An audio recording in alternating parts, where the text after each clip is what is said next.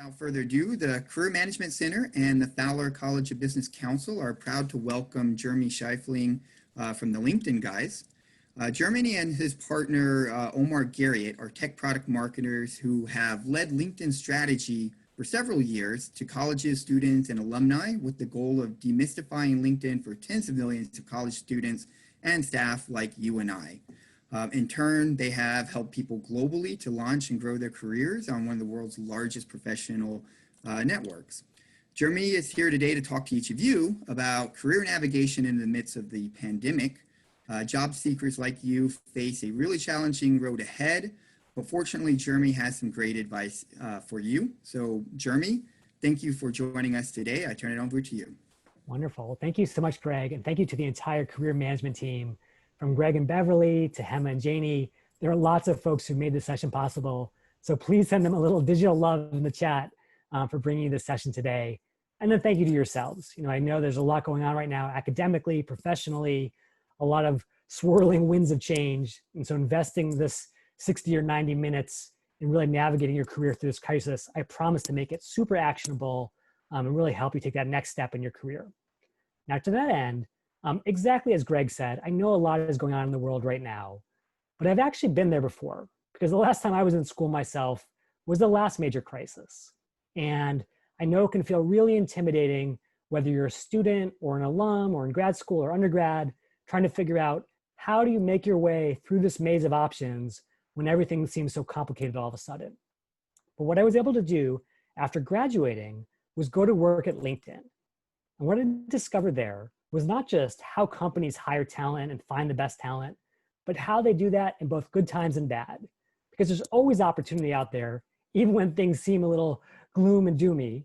And I want to share with you how to seize that opportunity using the best tools that are available to you. Now, those are the secrets that I've shared with folks at schools around the world to help them land awesome jobs, from tech jobs like the ones you were talking about in the chat, to consulting, to NGO, to government. And there are three things that I really want to share with you today. They're going to frame everything we talk about together. And the first of these core principles is that right now, again, things can seem really bleak. If you focus only on the headlines, you can say, whoa, this labor market that was so booming and so prosperous just 6 or 7 months ago now feels like it's full of vanishing options. What sort of power, what sort of options do I have as an individual job seeker in this massive marketplace? Well, the reality is that aggregate market view is actually a little bit paralyzing and intimidating. But if you zoom down to the individual hiring process that Qualcomm or Google or any organization in the world is using to make hires right now, that process is not chaotic. It's not all over the place. Instead, it's a step-by-step process that you can understand and leverage to increase your odds. And that speaks to the second important point, which is you have control at your fingertips. I know you may say, Jeremy, are you crazy? Like right now, everything is spinning out of control. This is not the sort of world that I was planning to graduate into or to change jobs into. I can have that sort of external locus of control, as psychologists talk about, where I feel like all these things are happening to me and there's nothing I can do about it. But in fact, in every single crisis that we've ever gone through, economically or otherwise, there are people who come out even more successful than before. And those are the folks with the internal locus of control. The ones who say, yeah, I can't control the markets, I can't control the entire economy, but I can control what I do step by step to give myself an advantage in the hiring process. And that's what I'm going to charge you with today, is take control of your own destiny with every tool that's available to you. And to focus on the most important things, I want you to really sort of zoom in on two critical questions. Yes, there's a lot of stuff swirling out there, but all I need to know as a job seeker is what has changed and what ultimately matters the most now. And if you can keep your eyes on those particular prizes, you're going to win the game. So to get you there, I'm going to talk about 3 different time horizons, depending on whether you're a student, whether you're undergrad, whether you're grad school, whether you're an alum, and when you might be looking for your next opportunity. Whether that's today, and you've got an interview tomorrow with an amazing firm, whether you're looking more this winter for internships and other opportunities, or whether you're actually looking in 2021 and just thinking about your next play. So we're going to start with the sort of most present time frame, looking right now for a job. I'm going to start with a pop quiz for you. So again, we've read a lot of the headlines. We know that times are tough right now in this country and many others. How many jobs do you think were posted in the United States just last week on LinkedIn. So head over to the Zoom chat and put in A, 815,000 jobs, B, about half that number, or C, about an eighth of that number. What do you think? I'm seeing a lot of B's from Rahul and Dylan and Cesar. I see 2 putting in C, Esteban agrees. And so I definitely get where you're coming from. I hear you, Carlos, which is that it can definitely feel pretty bleak when you look at all the headlines. But Connor has actually come in with A, and Connor has nailed it. Because sure enough, in the midst of what we perceive to be this terrible moment economically, there are still nearly 1 million opportunities being posted every single week. 1 million chances to launch an amazing career or pivot into what you want to do most. And so what that means is there's still opportunity out there, but you have to seize it. And all of a sudden you have to seize it in a different way. Because the reality is there is not a single company left on this planet that is still hiring in person through firm handshakes and all that stuff that we trained for a year ago. Instead, we're all hiring on Zoom. We're all hiring through video interviews. And so if you want to master that video interview and claim that awesome job, you've got to understand what the interviewer is thinking as they're judging you on the other side of the screen. And so I'm going to give you 3 really concrete steps to prepare for your video interview, whether it's later on today or next week or next year. The first is, don't get totally stuck on the technology. You know, it's so easy, and we were talking about this before the session began, when San Diego State had to switch from in-person instruction to virtual sessions like this one, it can be really intimidating when you focus on how do we use Zoom, how do we use the Q&A function. But the really important thing is not the technology itself, but the humans who are using it. Because at the end of the day, interviewers are humans like yourself and me. And ultimately, humans don't make decisions based on technology. They make it on 2 really important criteria that sociologists have uncovered in the last 10 years of research, which is that every single human-to-human judgment that we make boils down to competence and warmth, that classic 2x2 matrix that you're so familiar with in business school. And so first of all, you've got this competence dimension. Do you seem like you know what you're talking about? Can you actually do the job? And then you have the warmth dimension. Yeah, you can do the job, but so can a lot of people. Would I actually want to do the job with you? If we're going to be stuck working till 11 o'clock at night, are you going to make me excited to be here or totally miserable? And so ultimately, in true sort of business school 2x2 fashion, you want to be in that upper right quadrant, the Lisa Simpson corner, where you're highly competent and highly warm as evaluated by your human interviewer. But here's the challenge. Doing those kinds of, or generating those kinds of perceptions are even more difficult in this age of video interviews.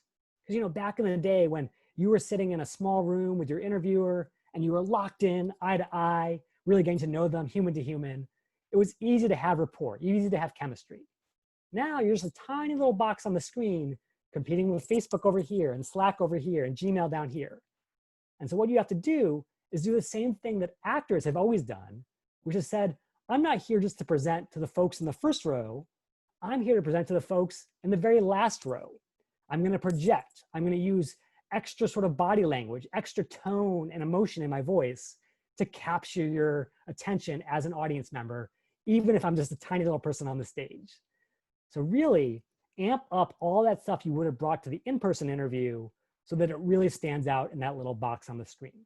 That's how you demonstrate warmth. And then secondly, competence can also be even harder because with all these other distractions, you actually have less time to get to the point. You know, if you've locked in with someone in the interview room, they give you the benefit of the doubt. You can go on for 3, 4, 5 minutes making your point and they're following you. Now, if you start to wander in your anecdotes or your arguments, it's easy to click away to something else and basically lose the thread. So get organized, have talking points, and stick to them to demonstrate that competence as well as the warmth. So to give you a really concrete example, because I want you to understand what this feels like, both good and bad, here is the actual kind of interview answer that I would give back when I was in grad school. And so I would go in for these interviews, and the first thing they would always ask me inevitably was, tell me about yourself. Who are you, Jeremy? And I would give a very sort of typical answer, to be honest, one that a lot of my classmates gave as well, which is sort of chronological or stream of consciousness, where I would say, hey, here's where I went to undergrad. This is what I majored in. This is my first job. This is my second job. Then I went back to school. And even though it sort of flowed step by step, there were 2 big problems. First of all, there wasn't a clear structure to my argument. It was more just like me giving a laundry list of everything I'd done in my career. So that lacked competence. And then probably most importantly, there was no sense of passion, no driving motivation behind my career, except a series of accidents that I kind of stumbled into. And that really sort of hurt me on the warmth dimension. So even though it feels comfortable to go down this road, avoid it like the plague, because you want to really start out every interview with strong competence and strong warmth. And the way to do that is a much different approach, which is actually going to be familiar to anyone who ever wrote a 3-paragraph essay back in middle school, because it has a thesis statement, it has some evidence in the middle, and then it has a clear conclusion. So in this case, instead of talking about everything I had done, completely unstructured, I would start with my clear thesis. All my life, I've been about 2 things, education and technology. Bam, that's my professional brand. That's who I am. But I don't just want to talk the talk, I want to walk it. And so I give 2 really clear examples of using technology to serve students really effectively. And then finally, I always put myself in the interviewer's shoes and says, that's all well and good, but here's why that experience and here's why that passion is so relevant for your firm and your role. Here's what I can do for you. And so that comes off as way more competent because again, I have that structure that everyone's used to logically. Here's my argument, here's my evidence, here's my conclusion. And then I also have this strong undercurrent of passion driving everything I'm sharing with you. So it lands much more emotionally versus that cold, like, okay, Jeremy's had a career, but so what? And so I really want you to have a chance to practice some of this right now. And so I'm going to ask something a little bold and a little crazy, but bear with me. I would love someone who is either getting ready for a video interview or anticipates getting a video interview some point this year or next year to go to the Zoom chat and say, I'm in. And I would love to do a practice session with you right now to make sure that you're ready for prime time. And in exchange, you're going to get live coaching so that when that prime time moment does arrive, you're ready to rock it. So again, all you have to do is go to the Zoom chat, say I'm in, and we'll just do a quick sort of role play back and forth to demonstrate what I mean by warmth and competence. So let's see if there are any brave volunteers or if Greg is going to have to cold call, the bane of business school.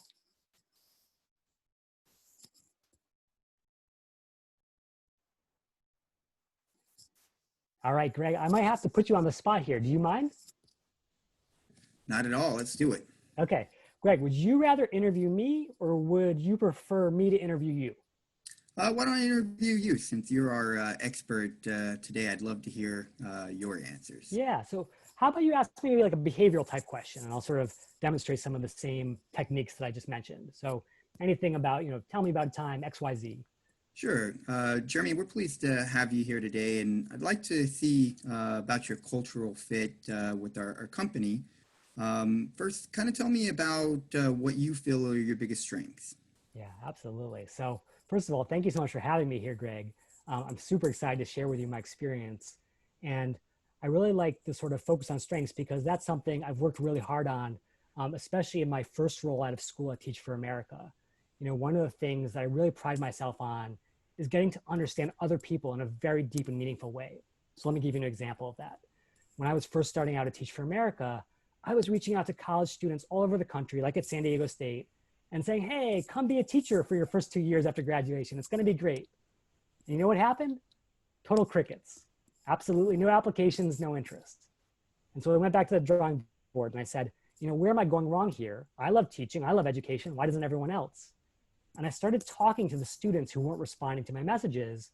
And they said, Jeremy, that's not what really motivates me. Like I'm thinking about how do I build a career? How do I connect what I do next to the job I'll have 2 or 3 jobs down the road? And that's when the light bulb went off. And I totally changed my marketing framework to really focus on what students were excited about. And I said, look at all these people who are going to Teach for America and then becoming principals or going off to join McKinsey or Google, which are actually our hiring partners. And once they started to see that connection between what they wanted and what we could deliver, that's when they started applying in droves. And we actually broke Teach for America's all-time application record by using that strategy. So I think, I definitely made some mistakes along the way, but at the end of the day, I understood what people cared about and I gave them what they needed. All right. I'm glad this is going to be recorded because that was a great answer. What I really loved, Jeremy, though, was how you're using your body and visualizing, not just speaking. It projects both the warmth and the competence that you're talking about. Yeah, thank you so much, Greg, because I think really that is the point of doing this now here in 2020 is if you and I were chatting in San Diego, I probably wouldn't have to have all the theatrics necessarily, but you're a little box on my screen, I'm a little box on your screen. It's all about reaching out, crossing that digital chasm and connecting with the person on the other side of the screen. So um, one last question, Greg, any sort of suggestions for next time maybe that can give people a sense of how they can always be improving towards, even sharper and sharper interview performances. All right. Well, that was definitely one of the better ones I've seen. So I give you kudos for that. Um, to be honest with you, Jeremy, while I was following along with you, I wasn't necessarily paying attention to the Oh, details. yeah, yeah. It's always in the details. But one thing I do want to highlight is you were giving actual examples of your success, on how you were successful in the past. And I think that's something, that sometimes we forget about doing. We might tell them, okay, this is what I did, but we may not go into, okay, this is what I accomplished. And I find that whenever you add more numbers or quantifying those successes, you tend to have even stronger answers. I love that. Yeah. So I could have said, like, hey, we didn't just break the record, we broke it by 120%. I think that would have had that more visceral impact at the end. Mhm. Yeah. And I think what you're really pointing out here, Greg, is like the importance of what psychologists or sociologists call deliberate practice, which is one of the biggest mistakes I made when I was in school. And I still see students making all the time, is they know they have to practice interviews. So they do a million mock interviews, but they never really focus on the feedback piece. They say, okay, I just checked the box. I did my 7 mock interviews. Now I'm ready. Whereas when Anders Ericsson, who's this famous psychologist, actually looked at the practices of the most successful chess players and tennis players and gymnasts, it was they were getting really precise feedback from their coaches like yourself, Greg, and then using that to pinpoint the areas they want to work on for next time. So they weren't just going through the motions, but they were getting better on the most important areas every single time, getting better on warmth, getting better on competence. Uh, Um, Great yeah, point. We have somebody who wants to give this interview a try if you still got some time for it. I would love that. And Leslie, thank you for being so brave. Leslie, what I'm going to do is I'm going to actually unmute your line. So hold on one second. So there you go, Leslie. Feel free to. Hello. Hey, how are you? Hi, I'm good. How are you? Doing well, doing well. Thank you so much for volunteering. Yeah, thank you for giving me the opportunity. I was a little bit scared to do it the first time, but I'm good to go this round. Oh, me too. I was worried that Greg was going to grill me. So definitely empathize with being in the hot seat. But this is a no judgment zone. This is all about learning together as a group. So Leslie, tell us a little bit about, who you might be interviewing for in the future, just to give us a sense of the context. Yeah, so my name is Leslie Zubieta. I am currently a junior here at San Diego State, and I'm studying international businesses with emphasis in Spanish and Western Europe. Since right now I'm currently interning for the Congressional Research Service, I was thinking of doing some sort of international position for the Department of State.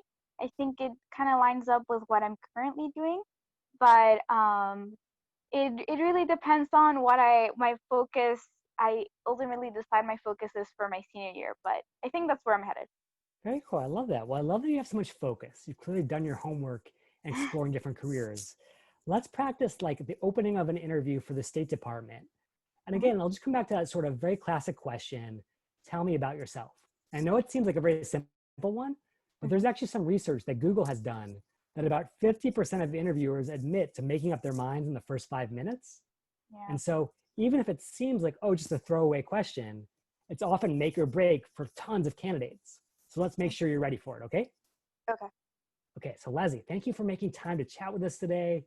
We're so excited to learn about you here at the State Department. Before we dive into any of the specifics, I'd love to get to know you better. Why don't you take a moment to just tell me about yourself? Yeah. So a little bit about myself is that I am a student who has proactively been committed to volunteering at nonprofits that help people who want to learn more about financial literacy. And I'm also really interested in international policy. So, something about myself that I have actively done is I used to volunteer for the Financial Literacy Speaker Series back at my community college. I was very involved with trying to talk to other students at my college to know what sort of personal finance questions they had and how we can help provide them with more information. And then another thing that I have done is I used to work for the Congressional Research Service, where I researched a lot about international policy and trade issues with Latin America. I would love to work here at the Department of State because I feel like I could easily line up both of these interests that I've always participated in, where I can actually help others in a sense of sorry. I Oh, got great. okay. Yeah, let's Mhm, actually stop there for a second because I think you've covered the key points. I just okay. want to give everyone else across the San Diego State community a urgent cry. Please send some digital love Leslie's way in the chat because what she just did was super brave and she totally kicked the interview's butt. So definitely give her a big shout out on the chat. Now, I Leslie, kind of let me just tell you, I love, uh-huh. even though I just unveiled this sort of strategy literally 5 minutes ago, you've already nailed the most important points because as I was following along in my notebook, I could literally follow the road signs of your argument. You said, here are these two things I'm really passionate about. They've driven me throughout the course of my young career. But I also want to give you a clear sense of what I can actually do in those roles. So let me tell you about this volunteer experience. And now I'm not just bragging on myself, I'm telling you what I could do for you at the State Department. So let me tie it back to your needs. And so that's sort of like PET formula, passion, evidence, and then tie back. You nailed it. And you did it with confidence, you did it with warmth in your voice. And so you really came off as the complete package again in those critical first 5 minutes. So you nailed it, Leslie. Thank you. I kind of had a little bit of a trouble connecting it back to Department of State. I think I would have to do more research on the actual job posting to know how to connect that. Exactly. And that would be the only piece of constructive criticism I might give is when in doubt about the case that you want to make, always go back to the exhibit A in your case, which is the job description. Hmm. That is the specific cry for help coming from the hiring manager saying, Leslie, this is what I need help with. I need help with analysis or need help with running a program or organizing things. And if you can bring it back to that North Star, then you're always going to be very focused on what the hiring manager cares about. Yeah, thank you. Okay, amazing job, Leslie. Thank you so much. Yeah, thank you. I say huge shout outs for Leslie coming from Rahul and Cassie and Leslie. So great job. I want to show you all how you can get that same kind of feedback, even if you don't want to do it in front of all of your classmates, which I totally understand. So LinkedIn has rolled out this new platform in the last couple of months, which is all about getting practice with video interviews. It's a little hidden away, but let me show you how to get there. So if you come over to LinkedIn and you can follow along, you're going to come to the job section at the very top, but you're going to avoid the temptation to immediately start applying for jobs. Instead, you're going to click the More button, and then you're going to click Interview Prep. So jobs, more, interview prep. I'm going to grab that URL and paste it into the chat for you. And what you can do here are two really important things. So first of all, you can take any of the 26 most common interview questions and then practice them, recording a video, uploading it directly to LinkedIn. And LinkedIn will do two amazing things for you. Number one, its AI will actually analyze your answer for lots of very sort of basic competence and warmth points. So are you using filler words like and eh? Are you talking too fast or too slow to come across as being perceived very competently? And that'll give you a good foundation. But if you want to do exactly what Greg did for me and get that pinpoint feedback to do deliberate practice, you can also take the videos and share them with people like Greg and Beverly, even friends and professors who want to help you out, and get their honest feedback. Did I come across as competent? You think I could do the job? And did I come across as warm? Would you want to do the job with me? And until you can consistently get really strong scores on both of those counts, keep practicing, keep asking for more specific feedback, and keep honing your responses to really nail those two key human criteria. So that is the LinkedIn interview feature to help you get ready for prime time. And Jeremy, then, I've yeah. got a question from Michaela that I think would be primed to answer live here on the spot. So it's a great question. And Michaela wants to know if it's better to elaborate on one of your strengths in an interview like this, or whether or not to go into two or three. knowing that you'd have more time to do detail on one? What are your Yeah, thoughts? such a good question, Michaela. So again, you always come back to the human on the other side of the screen. If they were a Scantron machine, if they were like an applicant tracking system or an algorithm, maybe you throw 7 or 8 answers at them because they can handle it all. But as humans, we know we're only good at holding 1 or 2 pieces of information in our mind at a time. Those are just the limits of our short-term memory. So better to focus on 1 or 2 key points and really nail them with warmth, with competence, with depth, and trying to stuff a lot of stuff that our human processors just can't handle. So when in doubt, do what humans do, keep it simple. Great question, Michaela. Jeremy, Leslie asks, will potential employers be able to see any of the practice interviews that are done? Oh, such a good question, Leslie. So luckily, LinkedIn has not figured out a way to steal your recordings and share them with the world of recruiters who do pay a lot of money to use LinkedIn. So everything is private. That being said, if you happen to know recruiters, so for example, you find some recruiters who went to San Diego State and you know that they're going to be a friendly and helpful audience, you could actually share your videos with them because you know they're going to give you feedback straight from the horse's mouth, from the folks on the inside. So definitely private until you make it public. Great question, Leslie. Okay, so now we've talked about what to do today. What about if you're looking for a job, say 3 or 4 months down the road? And I know a lot of internships, maybe even full-time jobs won't be posted until then. So let's talk about the wintertime. And I want to start with another question for you. Now, going back to that last crisis that we talked about, the Great Recession of the previous decade, which of the months after it started in October 2008 do you think had the fewest job postings across the land? So essentially, job postings in America bottomed out in which of these months? October 2008, when Lehman went bankrupt? December 2008, a few months after that? Or not till April 2009, 7 months after the initial crisis started? So come back to the chat and put an A, B, or C. When do you think jobs bottomed out in America after the last crisis? Cassie's saying A, Michael and Jacob and Alexander and Carlos are saying C. I'm seeing a lot of C's. Esteban's A, Jenny's B, Jordan is C. So a lot of diversity of opinions, probably more C's than anything else. And the C's have it.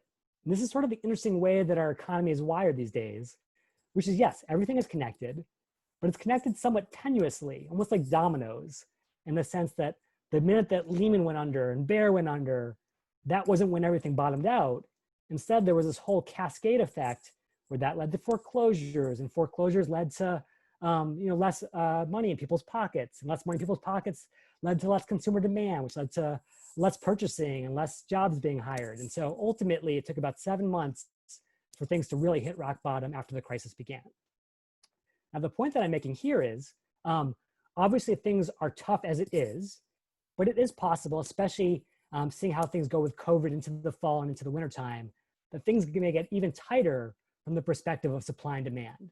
Because if you think about the way that sort of a basic market works, and the market for talent in this case, with you being the supply and employers providing the demand, is we've already had the shock to demand in the sense that all these companies are experiencing less demand for their services, so they're demanding less talent.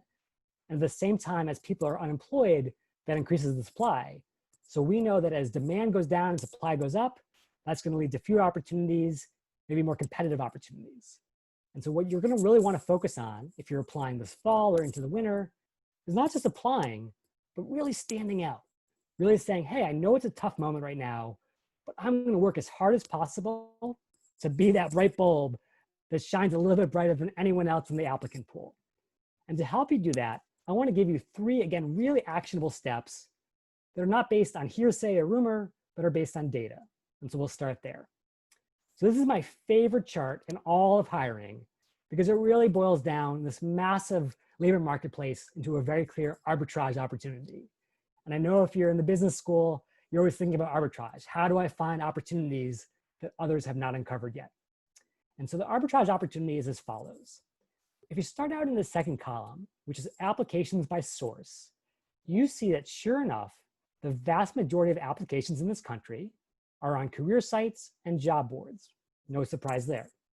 However, if you come back to the first column, who's actually getting hired in this country, all of those many millions and millions of applications online are not even leading to 50% of all the hires when you add those things up.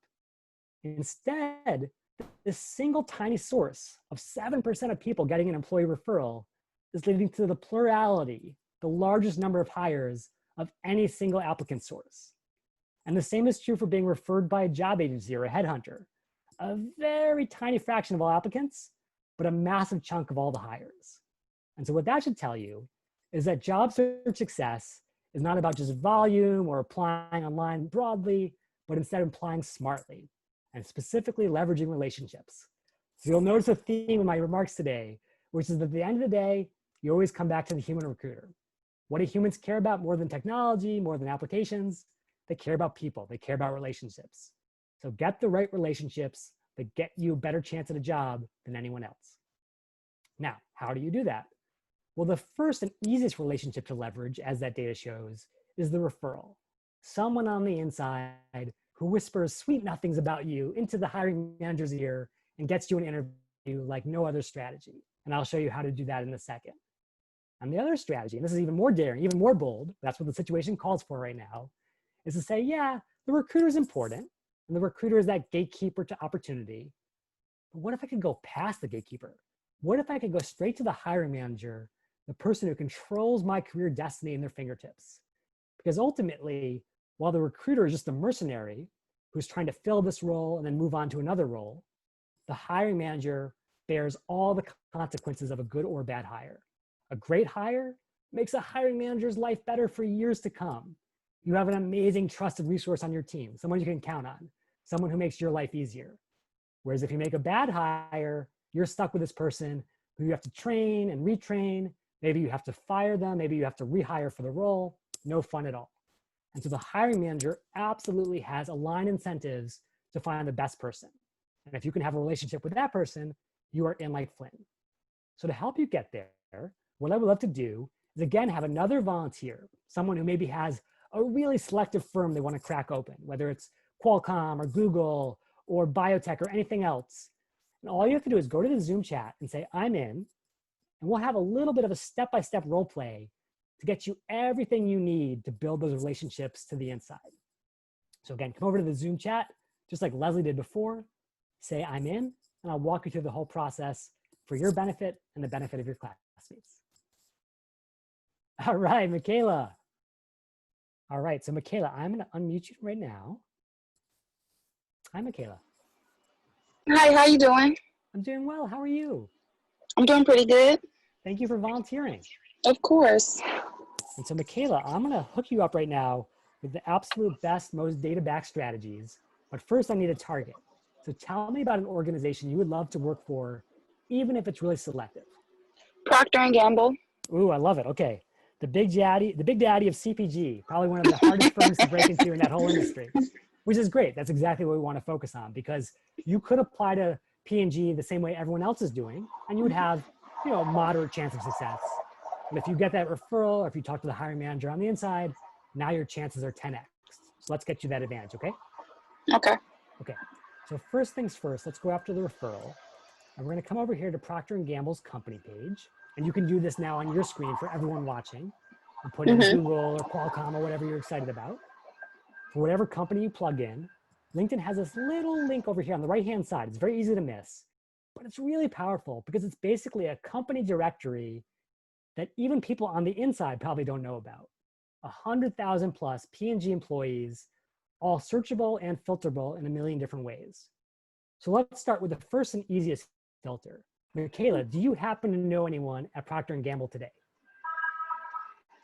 No, I do not, but I am in an employee group. Ah, very cool. I love that. We'll come back to that in a second. So let's say, just for the sake of exploration, maybe you have a massive LinkedIn network and you're not really sure who you know. You can always go to connections. You can go to first degree, in other words, someone that I know already. And then you can apply that and say, aha, I already know Stephanie, I know Vanessa. Let me just reach out to them and ask for a referral.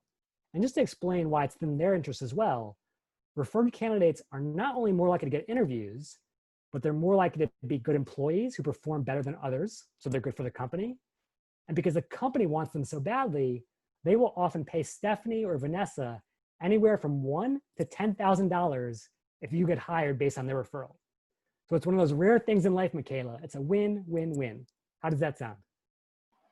It sounds great, but how do you revive a connection in your network if you don't really know them like that, or you haven't talked to them in a long time and it's coming close, or it's about, I would say, 3 months out before you apply and start the interview process for the job? How do you do it without seeming disingenuine?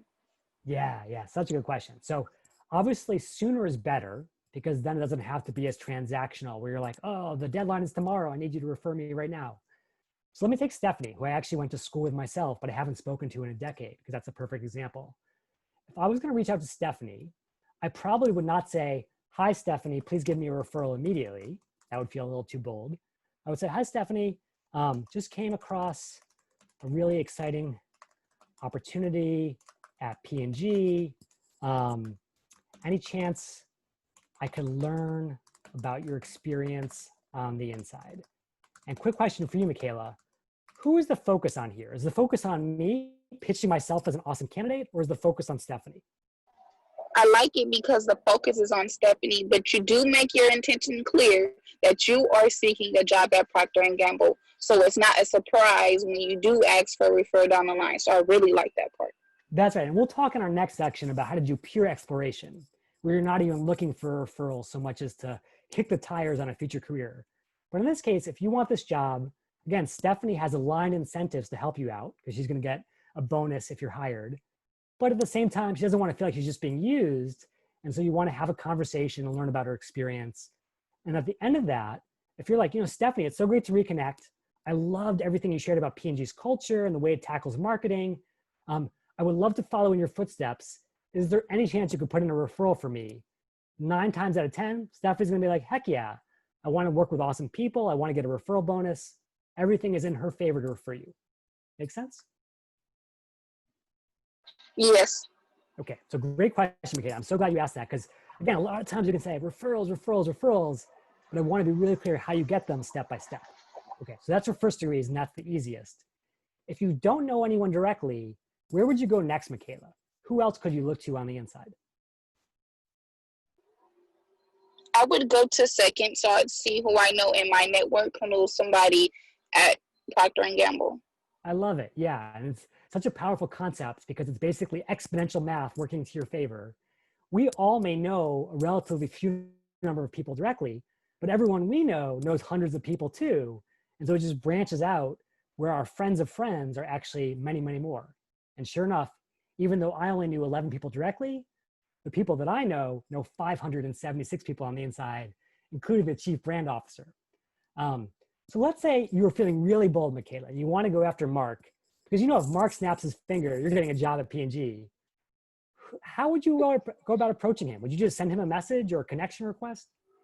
No, I would want to meet with my first connection, I would say 2 or 3 times if I haven't really spoken to them in a long time, and then ease that way into, hey, I saw that you're connected with Mark.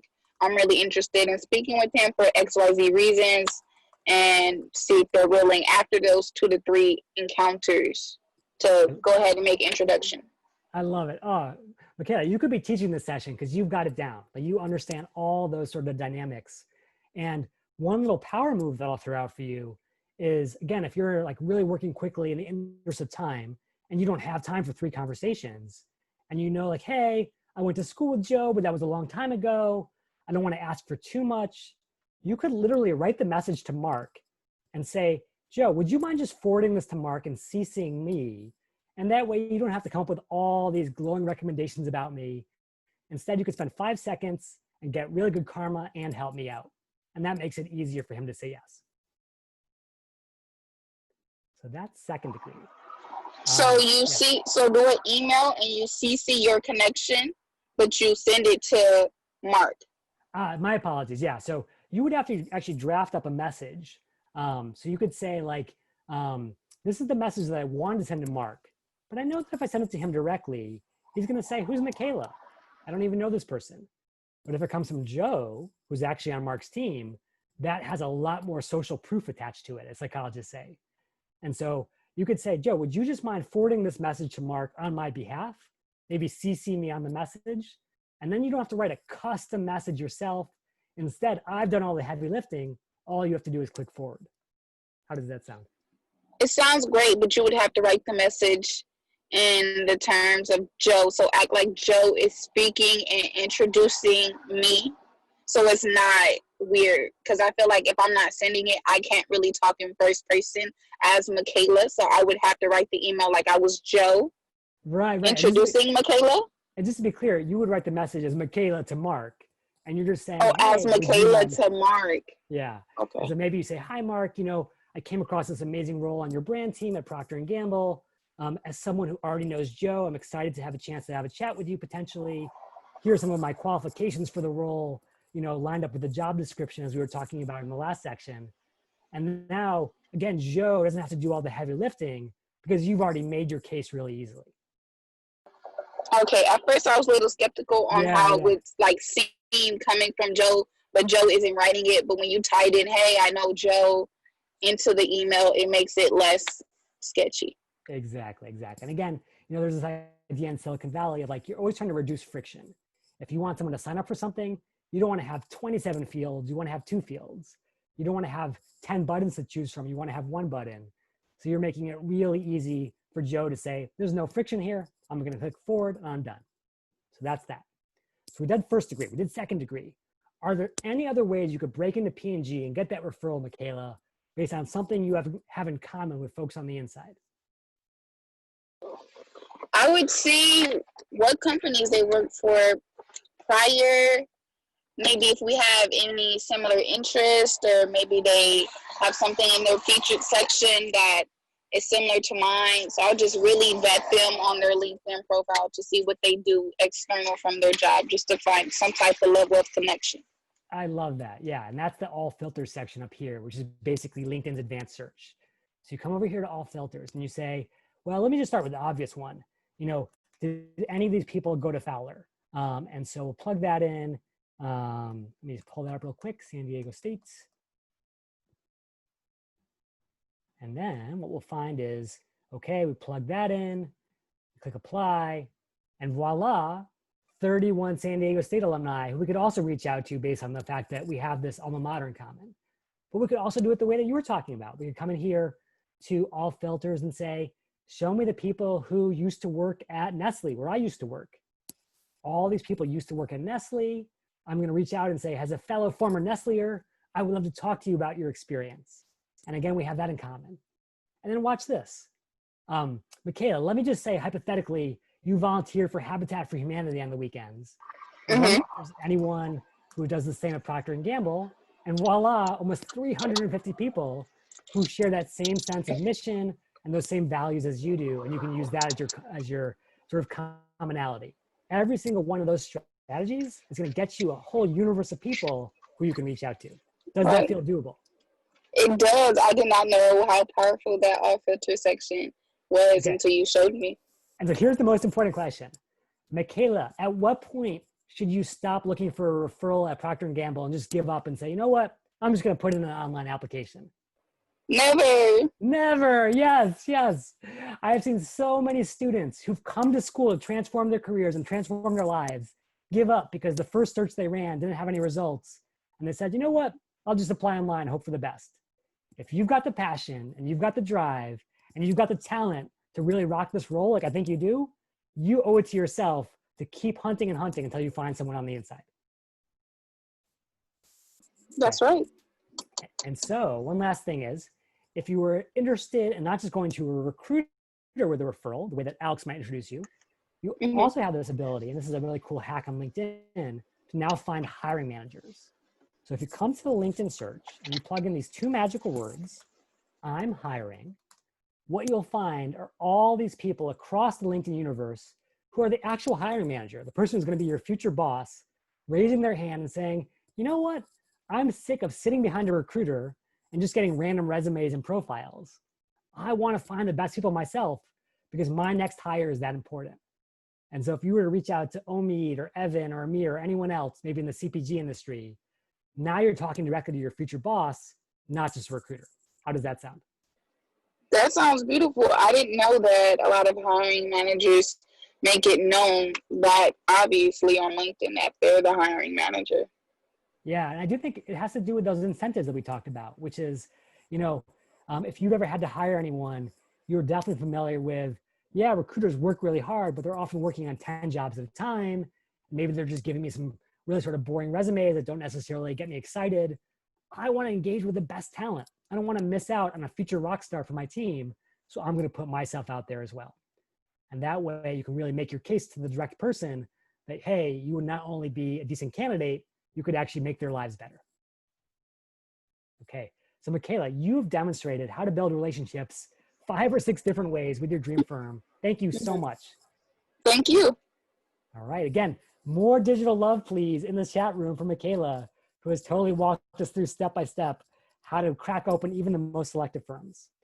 And we'll take this question from Alexandra as we get ready for our next section, which is, if you have already interviewed with a recruiter, should you still contact the hiring manager or should you wait? It's a great question. So in general, I'm a huge fan of what we call in the Valley parallel processing instead of sequential processing.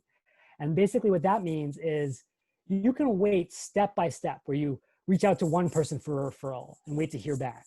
Then you reach out to another person and wait to hear back. The problem is that there's definite research that shows recruiters prefer people who are actually earlier on in the process. So if you apply, for example, in the first 96 hours, you have a 65% greater chance of getting an interview than someone who applies after that. And so if you're just waiting around on the sidelines while everyone else is applying, you could be missing out. So if you maybe interviewed with a recruiter and you haven't heard back after a couple days and the radio's silent, I would definitely go to the hiring manager if you're really excited about this job, because the hiring manager is the person who has the trump card. Even if the recruiter has already rejected you, if the hiring manager falls in love with you and sees your profile and gets excited about your message, they can still pull your candidacy out of the fire. So please give yourself that extra option and parallel process multiple paths. Great question, Alexandra. And then Leslie says, how do you build a connection and obtain a referral from someone you have no ties to? How do you initiate that conversation with a stranger? And I'm so glad you asked that, Leslie, because that was the one thing we didn't talk about. So in this case, let me say, I want to apply for one of these jobs. I'm looking for someone who's actually a 3rd degree connection potentially, because I don't want it to be too easy. If they're 2nd degree, you can always refer to who you share in common. But in any case, let's say that, for instance, I wanted to join Chris's team at Amazon as a product manager. And maybe I wasn't connected to Chris in any way. I shared nothing in common with him. What am I going to do? Well, I'm going to come back to the same advice, which is that I gave during the interview section, which is it's hard to see into the black box of the recruiter's mind and the hiring manager's mind, except for the fact that they've given you exactly what they care about in the form of the job description. So what I would do is I would take the job description that you're excited about, the PM role at Amazon. I would deconstruct it point by point, figure out which are the most important points, and then also which ones line up with my skills. And I would basically write kind of a pain and solution letter for the hiring manager. I would say, Chris, I know you're probably interviewing lots of amazing talent for the PM role at Amazon, but I understand from your job description that you need 3 things first and foremost. You need someone who really understands the audience that you serve. You need someone who can work cross-functionally with engineers, and you need someone who can analyze data and optimize products. Let me tell you how I've done those 3 things in the past and what I could do for you in this role. And then you are taking the pain that the hiring manager is giving you in the form of those job description bullets, and you are giving him the painkiller in return, which is your talent and your ability to solve those challenges. So don't just sort of have a lot of flowery language around how much you love Amazon and what a great boss he would be. Instead, keep it focused on what he needs, solve his pains. Great question, Leslie. Okay, time for another question for you all. So we're going to move on to the next section, which is looking into our crystal ball for 2021. So we've talked a lot about all the jobs being posted in America, but what about the most lucrative jobs, specifically 6-figure jobs that were posted in this country last week? Do you think there were more of them in the healthcare industry, in finance, or in IT and services? Again, plug your answers right into the Zoom chat based on which of these is a real engine for lucrative job growth. And Alexander is saying IT and services. Looks like Christian agrees. I'm seeing 2 saying the healthcare business would certainly make sense given the way our country is headed. Jenny agrees with that. Braulio is saying IT, Cassie is saying IT, Connor is saying IT, and the ITs have it. Because yes, there are lots of well-paid jobs in finance, no surprise. There are lots of jobs in healthcare all of a sudden, no surprise as well. But if you add up software and internet and IT, there are 4 or 5 times as many jobs just in those sectors. And the reason for that is that what's happening right now in this country, and frankly around the world, is not so much a brand new thing that we've never experienced as consumers and customers, but actually an acceleration of existing trends. Because Netflix and Zoom and Instacart were all around well before this crisis. But things that were taking years and decades even to become mature industries have in the last 6 months become defaults in our life. We're not going to the movie theater anymore. Instead, we're Netflixing. We're not driving to the office. Instead, we're plugging in through Zoom. We're not even going to the grocery store in some cases. We're having Instacart do it for us. And what that should tell you is, in the words of the immortal hockey player Wayne Gretzky, you, as you chart out your career, don't just want to skate where the puck used to be or even where it is today. You want to skate where the puck is headed. That's how you always future-proof your career and keep your eyes on the prize. And so if you want to head towards those growth industries where jobs are being pumped out left, right, and center, here are 3 very clear steps. First of all, start with empathy. Start with understanding that recruiter on the other side of the screen that we've been talking about throughout the session. If you are a recruiter in the tech industry, you are not saying to yourself, oh my goodness, I have to find someone who loves technology, who loves gadgets, or even someone who says, I want to work at Google or at Amazon. Everyone already loves those things already. Instead, you are talking about that clear criterion of competence. Who can actually do the specific job, the specific function? That's why the job title is product manager or business development manager, not just techie, not just Google fanboy. So you have to start with function because that's where recruiters begin their search. Once you sort of go down that road, you really want to understand the most common functions. Really dig into what it means to do product management versus product marketing, or biz ops versus biz dev. So if you do happen to be interested in the tech world, I actually have a whole sort of crash course on that for free at breakinto.tech/jobs. We can look at these different roles. What I really want to recommend to you is to avoid the mistake that I made when I was in school, which is to leave my career fate to the hands of Google. And you probably know exactly what I mean, which is as you try to figure out which path is right for you, which one you want to go down, you turn to your favorite search engine and you say, what is it like to do this job? What is this job all about? Would I like it? Would I be good at it? And while that will give you a start, it's always going to give you a pretty biased view of what it's really like on the inside. When in fact, one of the benefits of going to San Diego State is you have tens of thousands of alumni who are doing all of these jobs right now. And they could tell you what it's really like on the inside. So that way, when you make your critical decision about the right path for you, you do it with insider information, not just stuff that's publicly available on Google. So if you want to get to that point of really doing careful career exploration, even if you're not looking for a new job until next year, I want to give you step-by-step guidance to find the right alumni, to reach out to them in the right way, and to learn from them in the most effective manner possible so you can navigate your career into the future and beyond. And again, all I need is one brave volunteer to go over to the Zoom chat and say, I'm in, and I'll walk you through that entire process step by step.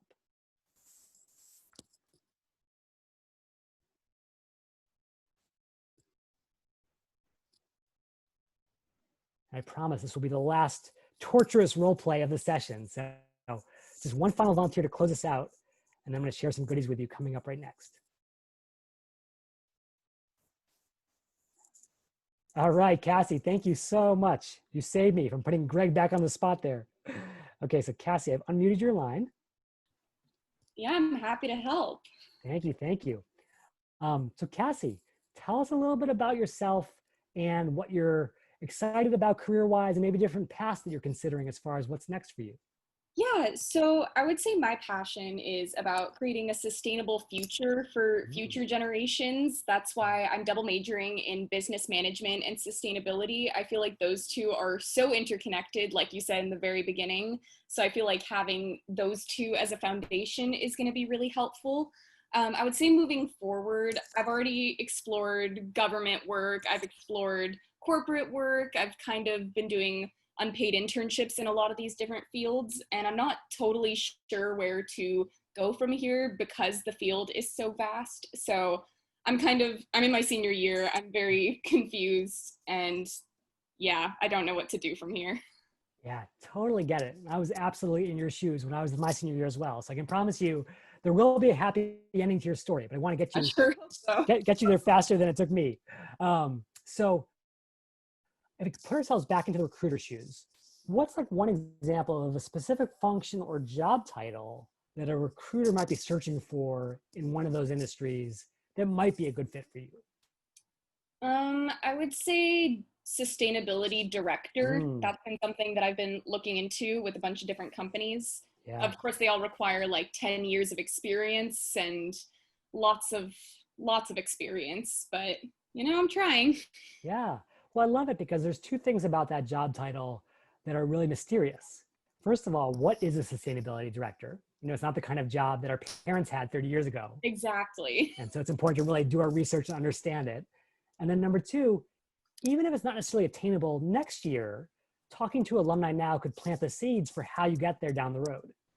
Yeah, I agree. It's so hard because, especially at San Diego State, the sustainability major was brought in 2016. Mm. So there aren't really that many alumni in that specific field. But I mean, I've been trying to get people, mentors, things like that. It's just been difficult. Yeah, totally, totally. Well, let me at least help with the first part of the process, which is just finding the right people and getting connected with them. I have a sense that you'll probably be really awesome at sharing your passion once you're connected. I And let's hope. begin with the sort of most important stage, which is finding the right alumni. So if we were coming over to LinkedIn, and again, everyone can do the same on their own screen, we're going to search for San Diego State. We're going to choose that school page.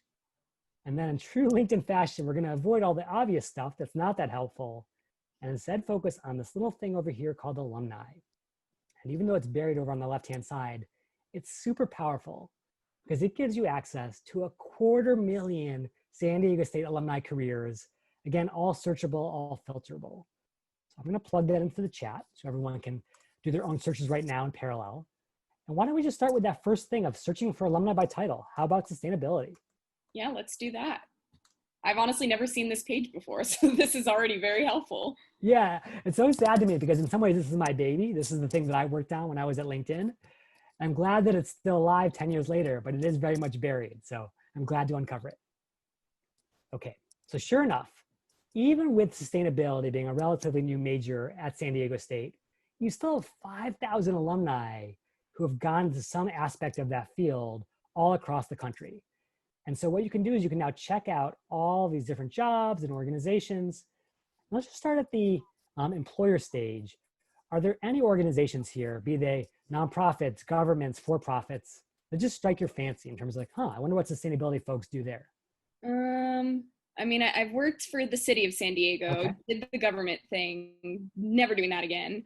No offense. If anybody wants to do the government, it's great, just not for me. Talk to Um, Cassie. I don't know. I mean, ideally, I know that SDSU is looking for a new chief sustainability officer, Ah, so that would be really cool to do. yeah. But I mean, I know that's another thing that's going to take many years of experience, that kind of thing. Well, so So here's another interesting way to look at it actually, is you could say, let me actually see the people who majored in this specific field and then filter by that. How about that? yeah, wow, that's really cool. And with management, because I'm doubling with management too, so that's really cool to see. Absolutely. And so like, this is crazy because when I worked at LinkedIn, every university in the world came to us and said, you have better data on our alumni than we do. Can we get it? And LinkedIn was a little selfish, to be honest, and would never share it, but at least it's available to you to slice and dice to your heart's content. So again, we started out with 250,000 alumni. We broke it down to 5,000 in sustainability, 500 who majored in that field in particular. Now we're getting somewhere interesting. How about folks maybe at Starbucks? Would that be intriguing? Oh, it's so hard because Starbucks is like some of the most polluting people. Oh, That's true. That's true. So there's I always a think question about like, are they actually doing good work or are they just providing sort of green cover for these firms? But yeah, I feel like Citizens Climate Lobby I've heard of before. okay, I They're a love it. cool nonprofit. Let's just go with that for the Yeah. sake of exploration here. And obviously you can come back and slice and dice a little further. And now we come down here and we see a project coordinator, a policy intern, a volunteer engagement intern, and a senior financial specialist. do any of those folks sort of strike your fancy, just in terms of like, what do they do all day? What are they focused on? Yeah, definitely the project coordinator. Yeah, I was thinking that too. I think I know her actually. Okay, that's great. So you're already off to a good start. So I click think on I'm Morgan connected. Yeah. and we'll check out her profile. And, sure enough, she's talking all about what she's doing, the experience she's had. She gives us a little sense of what she does all day from here. And then if we wanted to get to that critical sort of answer of, would this be a good path for me to consider? How would you go about reaching out to Morgan? How would you engage her if you didn't know her already? I mean, based on what you said in the past, like with Michaela, I'd probably reach out and say, like, I'm interested in an opportunity with Citizens Climate Lobby. I was wondering if you could share your experience from the inside. Absolutely. So I just copied that verbatim from yeah. And before. I'll just emphasize for the sake of being explicit here. You always want to lead with what you have in common, because that's kind of your hook, as marketers say. And so you want to play your hook up front. So, as a current SDSU student majoring in sustainability, because again, she also had the same major, you've already got her attention because you are now one of the 500 in the world who have gone down this path. That's a pretty awesome space to be in. Yeah, no, that's great. And I think you nailed it. I was thrilled to come across your profile. And it looks like you're doing some amazing work in this field. Now, what do you want to ask her? Like, what are you curious to learn from her that we can throw into this message just to hook her attention a little further? I mean, my main question was just, how has her experience been working with the company? I know it's a nonprofit, so that can have a lot of, I don't know, burdens, and there are lots of good and bad parts of it. I don't know how to say. Yeah. And so let me give you like a really sort of good hook for any alum in the world. And you'll come to appreciate this once you're on the other side of the graduation stage, which is, you may think to yourself, oh, she's an alum, she's already out there, she's doing all this cool stuff. Why would you want to talk to me? I surely have to pitch her and tell her how awesome I'm going to be at her organization. When in fact, no alum in the world wants that. That's like being sold steak knives on the phone. No one wants to be pitched, right? Mm-hmm. But what do you think Morgan's favorite topic of conversation is? Who does she love to talk about more than anyone else?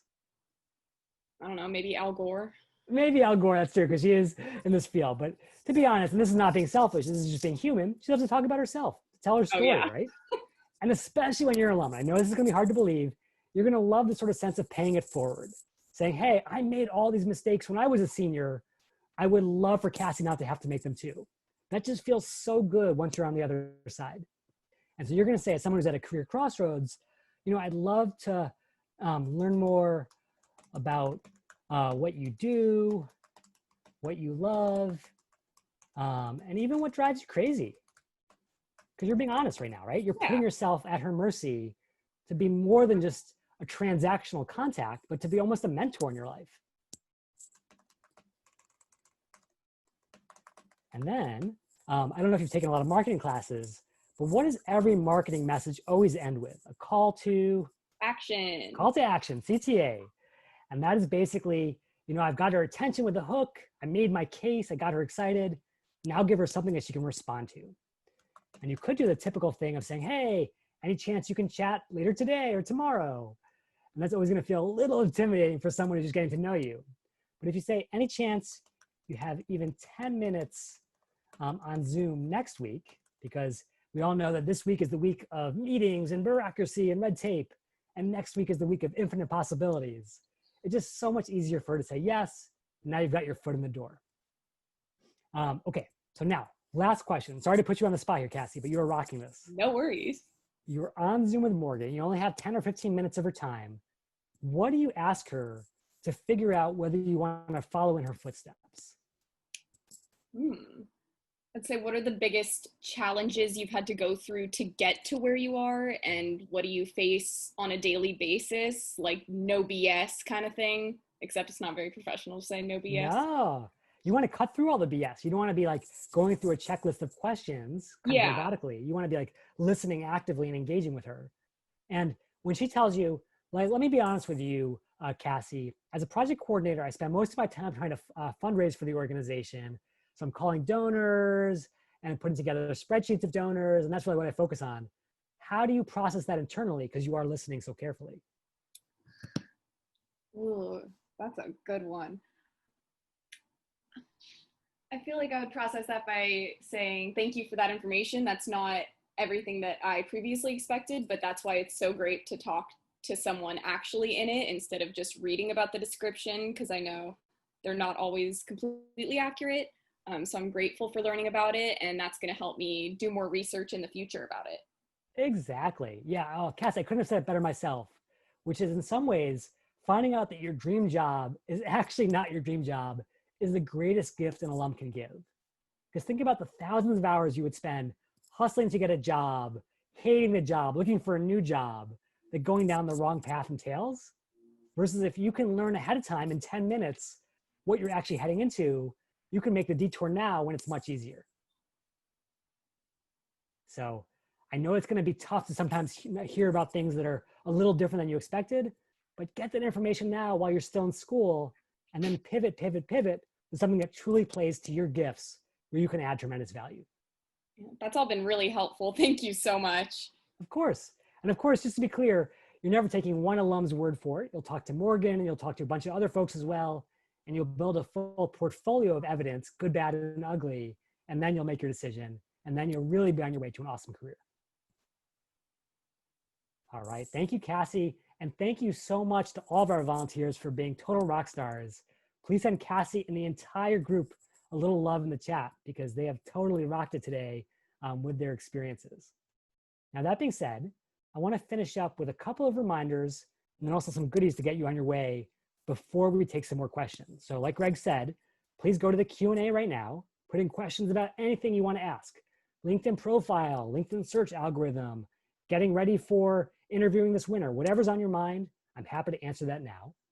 As a quick reminder, there are 3 time frames that you should be thinking about in terms of what really matters for you and for your recruiter on the other side of the screen. If you are literally interviewing for jobs tomorrow or next week, it's all about that video interview. Get your rep in, get that deliberate practice where you get feedback on warmth and competence, and use LinkedIn's video tool to feel really confident heading into prime time. If you're looking a little further out, maybe this winter, you know it's going to be tough, but you say, you know what? I've got that internal locus of control. Bring it on, world. I'm going to play harder and punch harder than anyone else out there. And that means focusing not just on applications, but relationships, the most valuable currency in the land. I'm going to find people on the inside, just like Michaela did, through first degree, second degree, alumni connections, even people who volunteered at the same organization to get my foot in the door. And I'm also going to find hiring managers on the inside to go around those recruiting gatekeepers. And then finally, even if you're a little bit further out in terms of planning your next step, just know that the world is already tipping its hand. We see where things are headed right now. We can read those tea leaves. So if you want to skate where the puck is headed, start doing your homework today, exactly like Cassie just demonstrated. Find the alumni in the fields you're excited about, reach out to them, because just like you, they're all stuck at home. They're all waiting to chat with you on Zoom, and learn from them before you go down that path. That way you're ready for total success. Now to get you there, 3 little bits of support along the way. Number 1, you already have access to the world's best career management team between Greg and Beverly and everyone else making this possible. But if you ever run into any really esoteric questions on LinkedIn or otherwise, I'm always happy to connect with you on LinkedIn at bit.ly/connectjeremy. No question is too big or too small.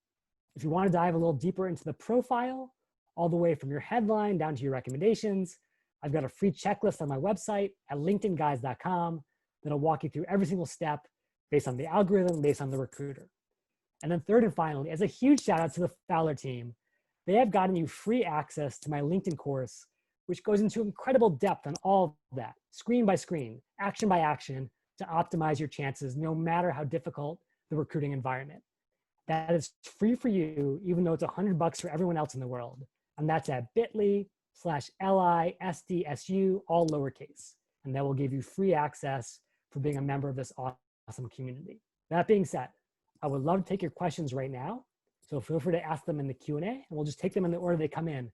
And Greg, I'll turn it back over to you if you want to sort of feed them in the order that you think is most important. Sure. Well, let's start with Suzanne.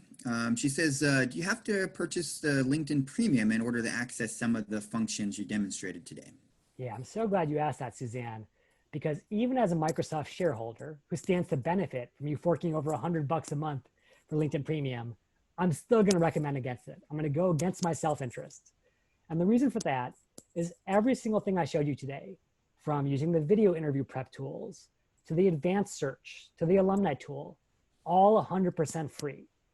Now, that being said, there is one situation in which you may be tempted to have LinkedIn Premium.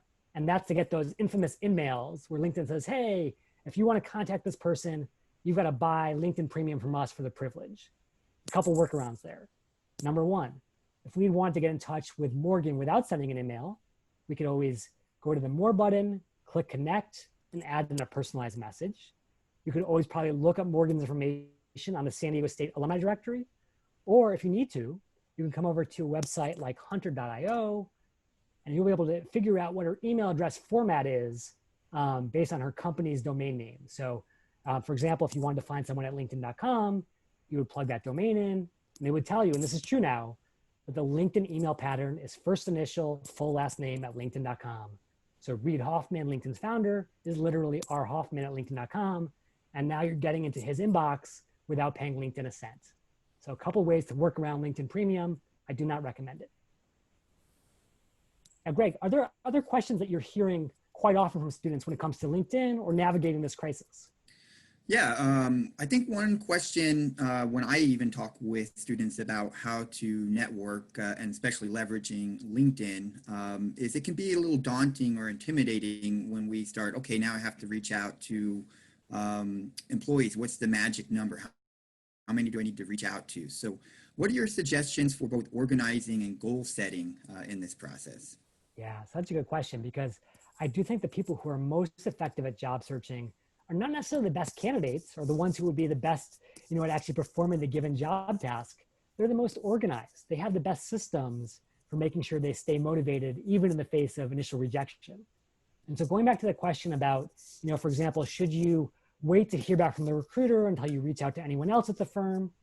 Again, I recommend parallel processing. So if there was an organization that was hiring, like Citizens Climate Lobby, and I know it's a small nonprofit, probably going to have one shot at getting a job there this year, and then I'm out of luck. I'm probably going to reach out to 5 different people at the organization in parallel, whether it's based on alumni connections or secondary connections or other connections, because I know that realistically, I'm not going to have 100% of them respond to me and want to help me out.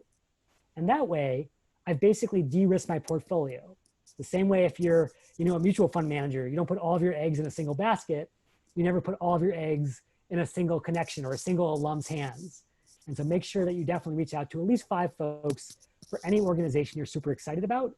And that way, even if you have a 20% chance of getting the referral, you still have a pretty good chance of getting it across that portfolio. Awesome question, Greg.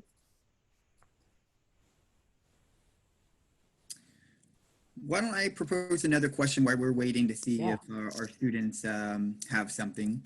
What about some other useful features from LinkedIn? I had an awesome opportunity to see a presentation that you actually gave to our college staffs at one of the recent conferences. And I thought it was a great presentation. One of the reasons why, we really thought it would be great for you to share some advice with our students. So what are some other useful tools? Yeah, I'm glad you brought that up, because I actually saved this little bonus round here, just in case that came up. Let me actually mention a couple of things off of LinkedIn, because I do think LinkedIn has a lot of the strongest tools in the industry, but it doesn't have a monopoly. And so we've already talked about hunter.io, for instance, as a way to get in touch with anyone without paying LinkedIn a cent. What if you want to figure out what are the most important keywords, as you build your profile or as you put together your resume? So a site that I really like is one called jobscan.co. And similar to LinkedIn, you can use it for free at first. And basically what JobScan is going to do is it's going to take, say, a resume or a LinkedIn profile, and then a job description. And it's going to match those 2 things side by side to figure out the potential gaps in the most important keywords. So for example, if we scroll down here and try to understand why we don't have a 100% match, we'll find out that voila, we are missing certain keywords like customer experience and iPhone and operational analysis. And so if I was trying to build out a really rock star LinkedIn profile or an amazing resume, I would make sure to come over here and get those into my headline, into my about section, into my work experience section. So that way LinkedIn's algorithm and the applicant tracking system are finding those keywords and matching me straight back to the job description. So when in doubt, if you're not sure of the right keywords, just job scan it. And the other thing I believe I mentioned here is this idea of insider interview tips. This is actually breaking news. LinkedIn used to, for the longest time, own this property called SlideShare. Now, SlideShare is basically a total dream for nerds like myself because it's YouTube for PowerPoints. All the world's slide decks all in one place. And so even though it's no longer owned by LinkedIn, if you come over to slideshare.com, it's now owned by Scribd, which is a separate tech company. You could say, you know what, I've got an interview with Google tomorrow. And because I have an interview also with the Citizens Climate Initiative and a couple other organizations, I haven't had time to do as much homework as I would have liked. How do we get up to speed on the organization and its opportunities and its threats heading into this new year? So I do a search for Google SWOT analysis, strengths, weaknesses, opportunities, and threats. And voila, I find that other enterprising business students have already done a lot of the heavy lifting for me and gone to the trouble of posting those slides online. So I can now dive into that analysis, get up to speed really quickly, and then get ready for that interview, not just with warmth and competence, but also insider tips, so I really can speak knowledgeably about what's happening inside the organization. So a couple little goodies there beyond the LinkedIn boundaries. Any other questions coming in on the chat, Greg? I think we got one more. Let's take a peek. So we've got Tina Tan who says, do you recommend applying to opportunities through LinkedIn? I see a lot of job postings, or should I mainly use it to make connections? Great question, Tina. I have to give a huge shout out to Tina as well. Tina was the very first person I ever met at the San Diego State Career Center. And Tina is just a total rock star like Greg and like the rest of the team. So I'm so glad that you could join, Tina. It's a really interesting question because again, LinkedIn in its voracious way has actually purchased companies for $100 million to scoop up all the jobs in the world the same way that Indeed does or Glassdoor does. And so now when you search for jobs on LinkedIn, so for example, product manager, you will find thousands and thousands of jobs. That being said, do you want to apply online or on LinkedIn, or do you want to go somewhere else? And what I would generally say is I would want to apply if they have specifically had an easy apply option on LinkedIn. And the reason for that is that company and that hiring manager and recruiter have gone to LinkedIn and paid them money for the purpose of scouring talent from LinkedIn. And so they are prioritizing it. They're saying, hey, we really want to get applicants straight from this platform. So I run a search for easy apply. And then of course I apply that. And voila, here are the ones I would apply for straight on LinkedIn. That being said, if it's not something that has easy apply, I might still apply on the company's applicant tracking system.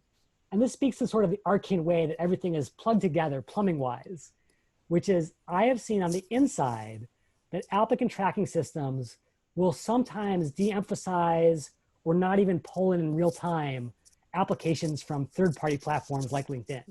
So there may be a little bit of a bonus for applying right on the company's own site. So when in doubt, I would do that. But I wouldn't say it's probably going to be a make or break difference the same way that a referral or a relationship with a hiring manager could change the course of your entire interviewing experience and the course of your career. Great question, Tina. Thanks, Jeremy. We do have another question that came in from Leslie.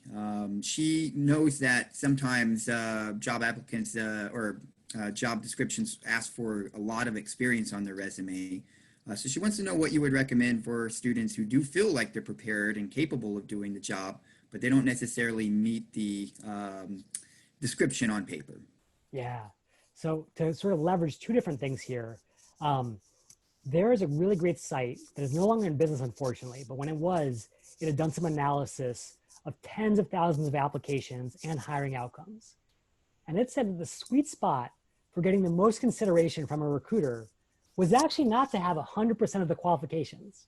So for example, if I scroll down there and I have every single bullet point completely covered on my resume, my experience, I'm actually less likely to get the interview offer than someone who only has half of those bullet points, because of course, the recruiter will perceive me as overqualified. And that often says that this idea of imposter syndrome, psyching ourselves out before we even click the apply button, is actually really hurting our chances. Because we're saying, oh, I don't have 2 of those bullets, therefore I'm out of the game. When in fact, if you had those 2 extra bullets, you'd probably be out of the game for being overqualified. So always shoot for jobs where you have roughly 50% of the bullets covered, and you'll be in good shape statistically. All right, I think we got time for one additional question, and we've got one that comes from Braulio. Braulio wants to know, graduating in the spring, when should start applying for jobs and when should it start doing the networking? Yeah, so I'll take those one at a time. Great question, Braulio. So first of all, again, if you put yourself in the recruiter's shoes, which is always the tiebreaker for any of these questions, you can say, how annoyed would I be if someone applied for a job today, but they weren't actually available to work for me until June 2021? They're wasting my time. They're not a serious candidate. So your answer is basically do not apply for jobs unless it says, you know, class of 2021, please apply for this job. That's the only time you should be applying today.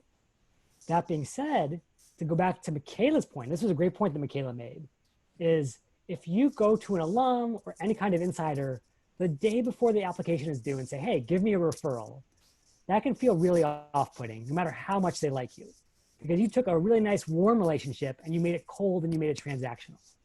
Whereas if you sort of take that advice that Michaela was giving, which is you reach out ahead of time, you have some good conversations, learning about their experience, having them to share their story. Then when it's time to ask for that referral, they're warmed up, they're engaged, they want to help you, and it's a much easier ask with a higher chance of getting a yes. So build the network before you need it, Braulio, and then you'll be ready when prime time hits. Great. Okay, I just have a few upcoming events that I want to share with each of you. Thank you so much for coming today. Jeremy, that was magnificent. I think even I learned some stuff today, so I really appreciate it. For our students who are looking to engage with the Career Management Center in some upcoming events, we do have What Do You Do Wednesdays. The next one is on September 30th, and we will have an alumni guest, Gail Kapati, a business analyst from First American Financial Corporation, and she'll be talking about her role. So a good way to network with one of our alums and get to know a little bit about what some of our alums are doing out there.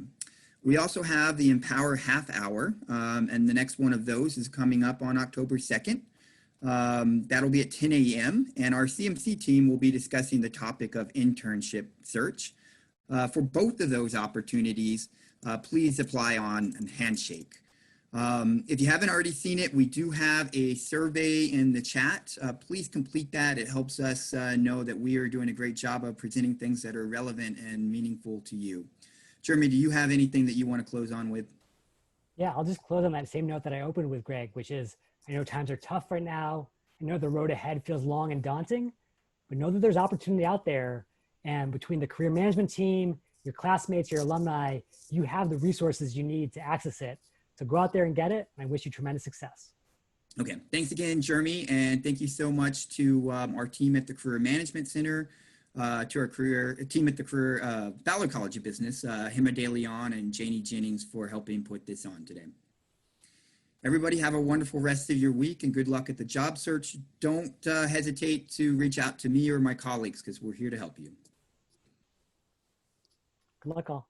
All right, on that note, we will go ahead and end our session.